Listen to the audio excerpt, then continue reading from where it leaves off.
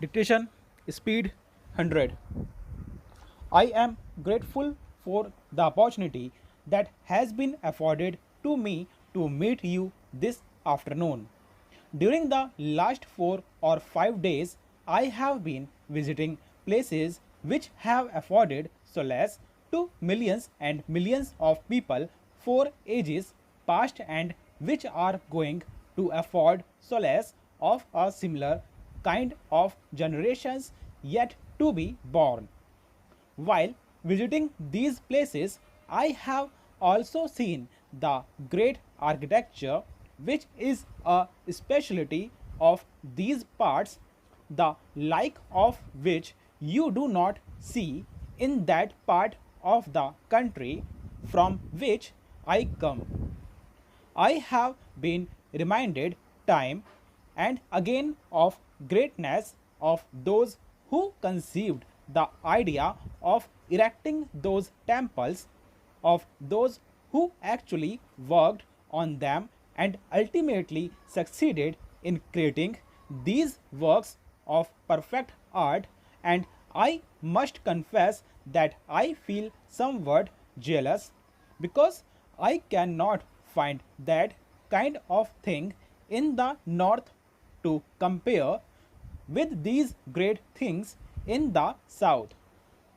I do not regard them or regard you as different from me or from the part of the country from which I come. Therefore, I feel that our ancestors, our seers and sages, in their great wisdom, have bound us all together by silken ties which time vicissitudes, foreign invasions, and political upheavals have not been able to cut asunder. And today, India, right from Kanyakumari to Kailash, is one and God willing shall ever continue to remain one. We have had differences of language, of custom, of ways of living prevalent in this country for centuries. But underlying all these differences, there has been an undercurrent of unity, nay, of full unity, which has kept India together in spite of political differences in this vast land. It has been rightly pointed out by you, Mr. Vice Chancellor, that there is a genus of reconciling different ideas which is inherent in our land, and it is that genius which has preserved this ancient land, its glory, its civilization, and its culture, which are even today, I make bold to say, not inferior to that of any other part of the world. Until, say, 2 centuries ago, our people in this country were in no way inferior to any other part of the world in any matter, be that in the sphere of arts and science. During the last 2 centuries or so, fallen far behind others now. With the achievements of material sciences, there is a general stampede in favor of material things. We are sometimes in a hurry to discard things which have come down to us from generations past simply because we cannot reconcile them with modern things. But I say with great respect to all friends who hold that view that the scientific spirit requires that nothing should be discarded and nothing should be accepted without examination or analysis. And I plead that there is much in our past which has to be studied and examined, the truth meaning of which has to be appreciated, and when that is done, I have no doubt in my mind whatsoever that we shall never have reason to feel sorry later. I have no doubt we shall in that event ever be able to look to other people with a certain amount of pride.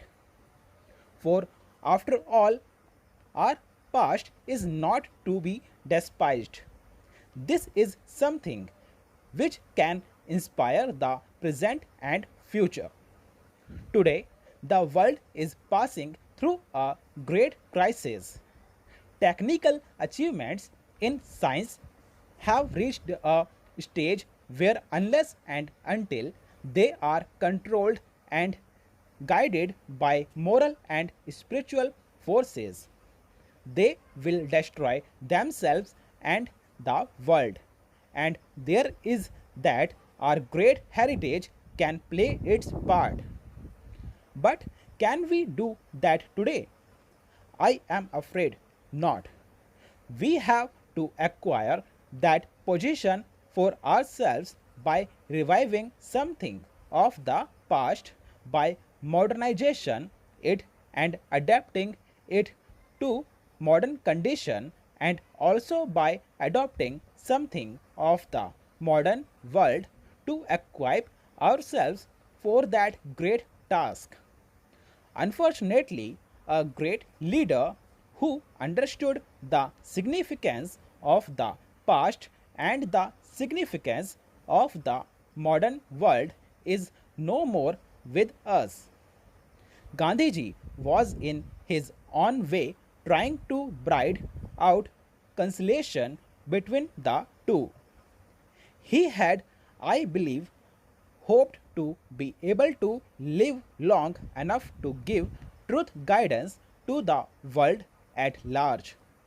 While he was engaged in the struggle for the freedom, he refused to go to foreign countries because had he felt that he had no message to give to the world until he had found a good place for it in his own country. When freedom was achieved, and if God permitting things had settled down, he would have been able to give his great message of reconciliation to the world. Unfortunately, that was not to be.